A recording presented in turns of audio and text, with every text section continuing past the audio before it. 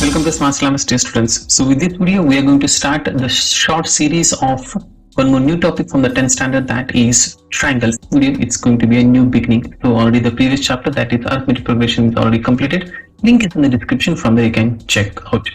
Okay, the question is, if the two triangles are congruent, then the ratio of their areas is, so here are the four options. We need to find which one is the correct among these. So to check this particular sum, we have a particular idea in the topic, that is similar triangle topic. So in that area, in that we have area of a triangle, something ABC or whatever it is, then its ratio, area of one more triangle, that's DF or whatever it is, that's equal to ratio of its corresponding side. For example, AB square by DE square. Just roughly I am taking certain sides. As you can see, the triangles are congruent. So congruent triangles have equal sides. It means AB is equal to D.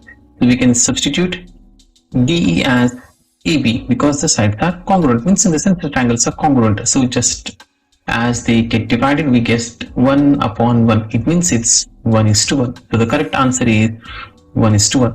One important and very simple question.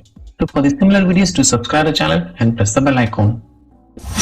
Welcome to Smart Syllabus, dear students. So this is a sum from triangles topic, that's from 10th standard mathematics, and the sum is, in two similar triangles, if the corresponding sides are in the ratio 4:9, then find the ratio of their areas.